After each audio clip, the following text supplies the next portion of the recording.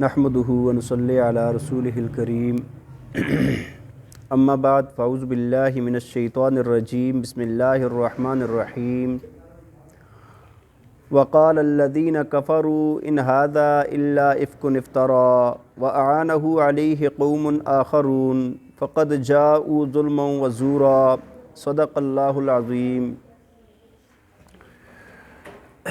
توجہ فرمائیں، سورہ فرقان آیت نمبر 4۔ اللہ تعالیٰ فرماتے ہیں وقال الذین کفروا ان ھذا الا افک افترا، فرمایا کہ اور کافر لوگ یہ کہتے ہیں کہ یہ قرآن پاک نہیں ہے مگر جھوٹ گڑا ہوا، وَأَعَانَهُ عَلَيْهِ قَوْمٌ آخَرُونَ، اور اس کی مدد کی ہے اس پر اور لوگوں نے بھی، نبی علیہ السلام کی مدد کی ہے اور لوگوں نے بھی، نعوذ باللہ۔ فَقَدْ جَاءُوا ظُلْمًا وَزُورًا، اللہ تعالیٰ فرماتے ہیں تحقیق یہ ایک ظلم اور جھوٹ لے کر آئے ہیں۔ دیکھیں جی، گزشتہ ابتدائی آیات میں اللہ تعالیٰ نے قرآن پاک کا فرمایا کہ ہم نے اپنے خاص بندہ نبی پاک صلی اللہ علیہ وسلم کی ذات گرامی پر اس کلام پاک کو نازل فرمایا، اور ساتھ اس کی غایت بھی بیان فرما دی کہ اس کے نازل کرنے کا مقصد کیا ہے۔ فرمایا کہ اس کا مقصد یہ ہے کہ تاکہ لوگوں کو ڈرایا جائے، نبی علیہ السلام کی بعثت کا مقصد اور قرآن پاک کے نزول کا مقصد ہے تاکہ لوگوں کو اللہ کے عذاب سے ڈرایا جائے۔ اور ساتھ پھر آگے اللہ تعالیٰ کی توحید کا بھی بیان ہوا کہ رب کی ذات وہ ہے جس کا نہ کوئی بیٹا ہے نہ اس کی سلطنت میں کوئی شریک ہے۔ فرمایا کہ وہ اکیلا وحدہ لا شریک ہے اور کوئی معبود ہے، اور فرمایا کہ اس کے علاوہ جو معبود بنائے جاتے ہیں وہ خود پیدا کیے گئے ہیں، انہوں نے کسی چیز کو بھی نہیں بنایا۔ اور ساتھ یہ بھی فرمایا کہ وہ موت، زندگی کے اور دوبارہ اٹھانے کے مالک نہیں ہے، یہ اللہ ہی کی ذات ہے اور کوئی بھی مالک اور خالق نہیں ہے۔ اب آج کی آیات کے اندر اللہ تعالیٰ نے مشرکین کے جو بیہودہ اعتراضات ہوتے تھے ان کا جواب دیا ہے۔ ایک تو قرآن پاک پر اعتراض کرتے تھے کہ یہ اللہ کی کتاب ہے ہی نہیں، اللہ کی کتاب اس کو مانتے ہی، منزل من اللہ، اس کو مانتے ہی نہیں تھے۔ اور دوسرا نبی پاک صلی اللہ علیہ وسلم کی ذات گرامی پر اعتراض کرتے تھے کہ آپ اللہ کے رسول نہیں ہیں۔ تو پہلی بات فرمائی کہ وقال الذین کفروا ان ھذا الا افک افترا، فرمایا کہ اور یہ لوگ کافر لوگ یہ کہتے ہیں کہ یہ قرآن آپ نے گھڑ لیا ہے، یہ قرآن آپ نے جھوٹا گھڑ لیا ہے، نعوذ باللہ من ذالک۔ اور فرمایا کہ وَأَعَانَهُ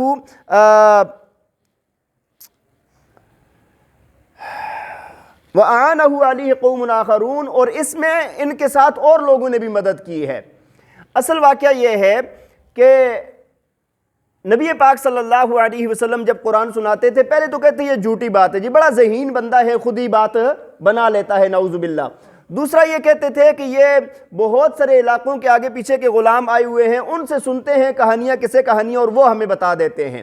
اور بعض لوگ یہ کہتے تھے کہ یہ جو یہود اور نصارہ کے ساتھ نبی علیہ السلام نے، یہود اور نصارہ چونکہ کتاب کا علم رکھتے تھے، وہ آپ کو بتاتے ہیں تو آپ آگے لوگوں کو بتا دیتے ہیں، اور یہ کہتے ہیں کہ یہ اللہ کی طرف سے وحی ہے۔ اللہ تعالیٰ نے اس بات کا قرآن کے اندر جا بجا رد فرمایا ہے کہ یہ اللہ ہی کی کتاب ہے۔ کس کی کتاب ہے؟ تنزیل من رب العالمین، یہ رب العالمین کی طرف سے نازل کی گئی ہے۔ اور پھر اللہ تعالیٰ نے قرآن پاک کے اندر چیلنج بھی فرمایا ہے کہ اگر تم یہ کہتے ہو نا کہ یہ اللہ کا کلام نہیں ہے، انسانوں کا کلام ہے، تو فرمایا کہ پھر تمہیں کھلا چیلنج ہے۔ اللہ تعالیٰ نے سورہ بنی اسرائیل کے اندر فرمایا قُلْ لَئِنِ اجْتَمَعَتِ الْإِنسُ وَالْجِنُّ عَلَىٰ أَن يَأْتُوا بِمِثْلِ هَٰذَا الْقُرْآنِ، فرمایا کہ تم انسان اور جنات سارے کے سارے جمع ہو جاؤ اور اس قرآن پاک جیسا قرآن، فرمایا کہ تم سارے مل کر بھی اس جیسا قرآن نہیں لا سکتے۔ پھر بھی لوگ اعتراض کرتے تھے، اللہ تعالیٰ نے پھر اور کم کیا، اور سورہ ہود کے اندر فرمایا ہے قُلْ فَأْتُوا بِعَشْرِ سُوَرٍ مِثْلِهِ مُفْتَرَيَاتٍ وَادْعُوا مَنِ اسْتَطَعْتُم مِّن دُونِ اللَّهِ إِن كُنتُمْ صَادِقِينَ، فرمایا قرآن پاک پورا نہیں لا سکتے، اس کی چھوٹی چھوٹی 10 صورتیں ہی بنا کر لے آؤ، اللہ کے علاوہ پوری کائنات کی مدد لے لو، اگر تم سچے ہو تو لے آؤ۔ اور پھر بھی اس سے بھی نیچے آئی بات سورہ بقرہ کے اندر اللہ تعالیٰ نے فرمایا کہ وَإِن كُنتُمْ فِي رَيْبٍ مِّمَّا نَزَّلْنَا عَلَىٰ عَبْدِنَا فَأْتُوا بِسُورَةٍ مِّن مِّثْلِهِ وَادْعُوا مَنِ اسْتَطَعْتُم مِّن دُونِ اللَّهِ إِن كُنتُمْ صَادِقِينَ۔ اللہ تعالیٰ فرماتے ہیں، فرمایا کہ اگر تمہیں اس قرآن پاک کے اندر شک ہے، شبہ ہے، تو ایک سورت بنا کر لے آؤ۔ اور اس کے اندر یہ نہیں بتایا گیا کہ سورہ بقرہ جیسی ہو، اِنَّا أَعْطَيْنَاكَ الْكَوْثَرَ جیسی سورت بنا کر لے آؤ۔ اور یار ایک بات اور اللہ تعالیٰ نے ایک جگہ پر بڑی عجیب فرمائی، یہ تو ایک سورت کی بات ہے نا، سورہ طور کے اندر اللہ تعالیٰ فرماتے ہیں فَلْيَأْتُوا بِحَدِيثٍ مِّثْلِهِ، فرمایا کہ ایک اس جیسی بات ہی لے آؤ ان کنتم صادقین، اگر سچے ہو۔ پوری سورت نہیں لا سکتے، ایک آیت ہی بنا کر لے آؤ، پھر بھی تم نہیں لا سکتے۔ اور یہ آج 1450 سال گزر گئے ہیں، یہ چیلنج قرآن کے اندر موجود ہے، آج تک کوئی بھی بندہ بنا کر، سارے کفار کو چیلنج ہے، آج بھی دنیا کے عرب عجم سب کو یہ چیلنج ہے کہ اگر تم اس کو اللہ کا کلام نہیں سمجھتے تو ایک سورت، ایک آیت ہی بنا کر لے آؤ، لیکن کوئی بھی دنیا میں آج تک یہ جرأت نہیں کر سکا۔ آپ دیکھیں یہ کفار جو دین کو مٹانے کے در پہ ہوتے ہیں ہر وقت، وہ کتنی کوششیں کرتے ہیں، کتنی سازشیں کرتے ہیں، کتنے ذہین لوگ ان کے اندر ہوتے ہیں، یہ چیلنج ان کے سامنے ہے، لیکن آج تک کسی کی یہ جرأت نہیں ہوئی۔ تو اللہ تعالیٰ نے فرمایا فَقَدْ جَاءُوا ظُلْمًا وَزُورًا، ان کی یہ بات بہت بڑا ظلم اور جھوٹ ہے۔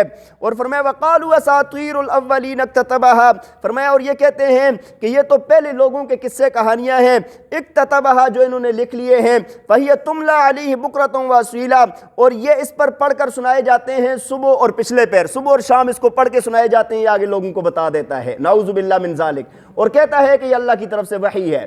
یہ ان کے اعتراضات تھے۔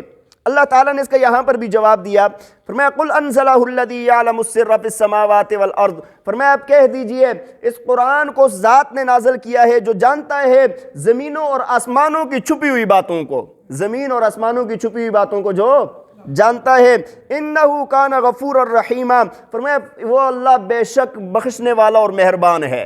یہ انکار کر رہے ہیں، اللہ سن رہا ہے، اللہ کے سامنے ہے، اللہ فوراً گرفت کیوں نہیں کرتا، یہ اس کی حکمت ہے۔ بات سمجھ آ رہی ہے کہ نہیں؟ کیونکہ وہ غفور اور رحیم بھی تو ہے نا، وہ غفور اور رحیم بھی تو ہے۔ تو یہ تو اعتراض تھا قرآن پر۔ آگے جو ہے نا نبی علیہ السلام کی ذات گرامی پر اعتراض کرتے تھے، دیکھیں آپ، فرمایا وَقَالُوا مَا لِهَذَا الرَّسُولِ يَأْكُلُ الطَّعَامَ وَيَمْشِي فِي الْأَسْوَاقِ، کہتے ہیں یہ کیسا رسول ہے؟ ہاں یہ کفار کیا کہتے ہیں؟ کیسا رسول ہے؟ مَا لِهَذَا الرَّسُولِ يَأْكُلُ الطَّعَامَ، یہ کھانا بھی کھاتا ہے، وَيَمْشِي فِي الْأَسْوَاقِ، اور بازار کے اندر بھی جاتا ہے، بازار میں بھی چلتا ہے، کیسا رسول ہے یہ؟ بات سمجھ آ رہی ہے کہ نہیں؟ آگے ترجمہ دیکھ لیں، فرمایا لولا انزل الیہ ملک فیکون معہ نذیرا، اور کیوں نہیں ان کے ساتھ کوئی فرشتہ نازل ہوا جو ان کے ساتھ ساتھ ڈراتا ہوتا؟ دوسرا اعتراض۔ تیسرا اعتراض او یلقى الیہ کنز او تکون لہ جنت یاکل منها، یا ان کے لیے کوئی خزانہ کیوں نہیں اتارا گیا؟ ہاں یا ان کے لیے کوئی باغ ہوتا جس میں سے یہ کھاتے؟ وَقَالَ الظَّالِمُونَ إِن تَتَّبِعُونَ إِلَّا رَجُلًا مَسْحُورًا، اللہ فرماتے ہیں دیکھیں آپ ظالموں کو کہ یہ ظالم کہتے ہیں ان تتبعون الا رجلا مسحورا، کہ آپ لوگ پیروی نہیں کرتے مگر ایک سحر زدہ انسان کی، جس پر جادو کیا گیا ایسے انسان کی پیروی کر رہے ہیں۔ دیکھیں مشرکین کا ایک اعتراض تو بہت، اور انبیاء کے ساتھ بھی یہ رہا کہ بھائی یہ انسان ہیں، بشر ہیں، ہم جیسے ہیں، ہمارے خاندان سے ہیں، ہمارے سامنے پیدا ہوئے، ہمارے اندر رہتے ہوئے، یہ کیسے نبی بن سکتے ہیں؟ یہ کیسے نبی بن سکتے ہیں؟ یہ کہہ رہے ہیں نا کھاتا ہماری طرح ہے، بازاروں میں ہماری طرح جاتا ہے، تمام حاجات ہماری طرح ہیں، تو پھر رسول کیسے ہو گیا؟ یہ چیز ان کے لیے بہت بڑی معنی بن گئی، حقیقت کو پہچاننے میں بہت بڑی معنی بن گئی یہ بات۔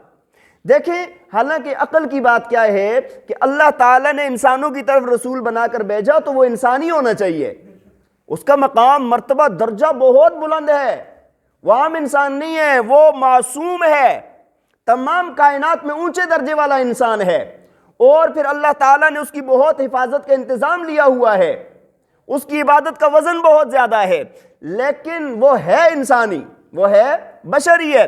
اللہ تعالیٰ نے سورہ بنی اسرائیل کے اندر فرمایا کہ اگر زمین پر بسنے والے فرشتے ہوتے تو پھر اللہ تعالیٰ ان کی طرف فرشتہ ہی بھیجتا، لیکن جب زمین پر بسنے والے کیا ہیں؟ انسان ہے، تو پھر ان کی طرف بھیجا بھی کس کو گیا؟ انسان کو۔ تو ایک بات تو ان کا اعتراض کا جواب یہ دیا لولا انزل الیہ ملک ویکون معہ نذیرا۔ دوسرا یہ کہتے تھے چلو ٹھیک ہے یہ نبی بن کے آ گئے تو ان کے ساتھ کوئی فرشتہ بھی ہونا چاہیے، کوئی فرشتہ بھی ہونا چاہیے کہ بھائی جو فرشتہ ہمیں یہ بتائے، ہمیں ڈرائے کہ ہاں جی میں فرشتہ ہوں، یہ اللہ کے رسول ہیں، اور وہ ساتھ ساتھ چلتا پھرتا رہے۔ اللہ کے رسول ایسے ہی اللہ کے رسول ہو گئے، اس طرح کی باتیں کرتے تھے نا۔ اچھا دیکھیں اگر فرشتہ آتا تو فرشتہ اگر انسانی شکل میں آتا تو یہ مان جاتے؟ انسانی شکل میں ہوتا، اگر انسانی شکل میں فرشتہ آ جاتا کہتے پتہ نہیں کدھر سے لے آئے ہیں، نہ مانتے، تب بھی نہ مانتے۔ اور اگر فرشتہ اپنی اصلی شکل میں آ جاتا تو ان کا کام تمام ہو جاتا۔ بات سمجھ آ رہی ہے؟ فرشتے کو اصلی شکل میں تو دیکھنے کی جرت ہی نہیں ہے کسی کے اندر، نہ ہمت ہے، مر جائیں سارے لوگ، ختم ہو جائیں فرشتے کو اصلی شکل میں دیکھیں تو۔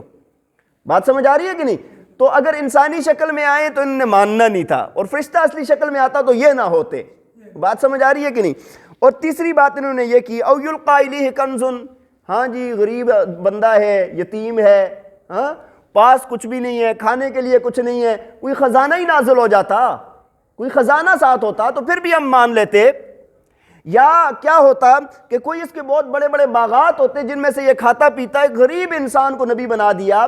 نبی بنانا تھا تو طائف کے اتنے بڑے بڑے مالدار لوگ ہیں، ان میں سے کسی کو کیوں نہیں بنایا؟ یہاں پر مکہ کے اتنے بڑے بڑے سردار ہیں، اللہ کی نظر ان پر کیوں نہیں پڑی؟ نعوذ باللہ من ذالک۔ وہ دنیا کو معیار قرار دے رہے تھے نبوت کے لیے، حالانکہ نبوت کے لیے دنیا کوئی بھی معیار، وہ تو اللہ کے قرب پر ہے۔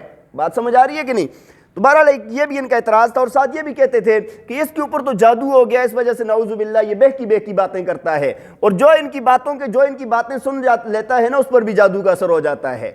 اللہ تعالیٰ نے آگے فرمایا، دیکھیں کتنے، میں کہتا ہوں نا کتنے افسوس کے ساتھ فرمایا اللہ نے، انظر کیف ضربوا لک الامثال، فرمایا اے نبی آپ دیکھیں تو صحیح نا آپ کے لیے کیسی مثالیں یہ بیان کرتے ہیں، آپ ذرا دیکھیں تو صحیح نا، انظر کیف ضربوا لک الامثال، کیسی مثالیں آپ کے لیے یہ لوگ بیان کرتے ہیں۔ فضلوا، یہ گمراہ ہو گئے، فلا یستطیعون سبیلا، اور اتنے گمراہ ہو گئے ہیں کہ اب سیدھے راستے کی طرف آنے کی طاقت بھی نہیں رکھتے، یہ اب سیدھے راستے کی طرف آنے کی طاقت بھی نہیں رکھتے۔ اللہ تعالی ہمیں عمل کرنے کی توفیق عطا فرمائے۔ وآخر دعوانا ان الحمد للہ رب العالمین۔